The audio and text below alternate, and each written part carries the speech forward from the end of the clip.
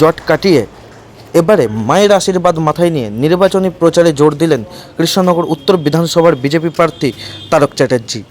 এবং আজ সকাল থেকেই কিন্তু জোর নির্বাচনের প্রচারে, এবং আজ সকাল থেকেই কিন্তু নদিয়ার কৃষ্ণনগর উত্তর বিধানসভার একাধিক জায়গায় কিন্তু তিনি নির্বাচনী প্রচার সারলেন। অবশেষে কিন্তু সাংবাদিকদের মুখোমুখি হয়ে কী প্রতিক্রিয়া দিলেন তিনি শুনে নেব তাদের মুখ থেকেই। নদিয়া থেকে সেই ছবি উঠে এলো একেবারে আমাদের ক্যামেরায়।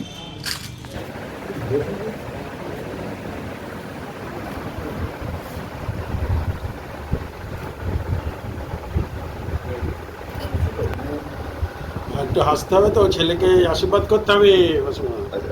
এই তো প্রচারে কেমন সাড়া পাচ্ছে? অভূতপূর্ব সাড়া। সাধারণ মানুষ, বিশেষত মহিলারা গ্রামাঞ্চলে এবং শহরাঞ্চলে তারা এগিয়ে আসছে এবং ভারতীয় জনতা পার্টির পদ্মফুল চিহ্নের প্রতীককে দুহাত ভরে আশীর্বাদ করছেন। কারণ কোথাও যেন মনে হচ্ছে পশ্চিমবঙ্গের মানুষ সিদ্ধান্ত নিয়েছে যে এই পরিবর্তনের যে সংকল্প ভারতীয় জনতা পার্টির, তারা সরকার পরিবর্তন করে ফেলেছে এবং শুধু সেটা ঘোষণার অপেক্ষা।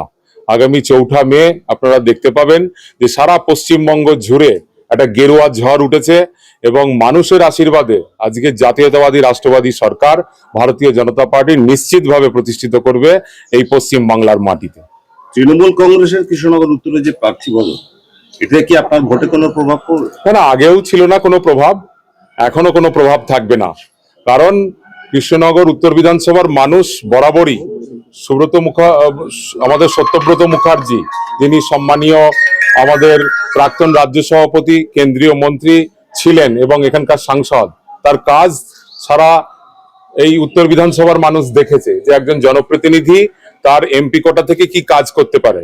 এমন জনপ্রতিনিধিকে তারা দেখছে এখন, যিনি বিদেশে বেশি সময় কাটান, অর্থাৎ মানুষের সঙ্গে মানুষের কাজে তিনি পাশে থাকেন না।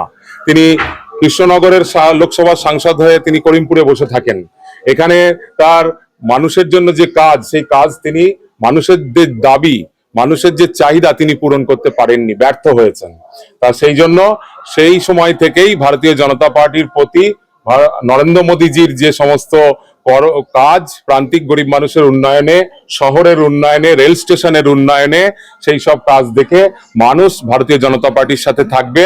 প্রার্থী কোনো ব্যাপার নয়, কিন্তু দুর্ভাগ্যজনক যে একটা শাসক দল তাকে শেষ মুহূর্তে এসে প্রার্থী চেঞ্জ করতে হলো এবং সেখানে যেন কোথাও তারা ভীত এবং সন্ত্রস্ত প্রার্থী নিয়েই তারা দ্বিধাদ্বন্দ্বে ভুগছে যে প্রার্থী ভারতীয় জনতা পার্টির বিরুদ্ধে কাকে দাঁড় করাবে।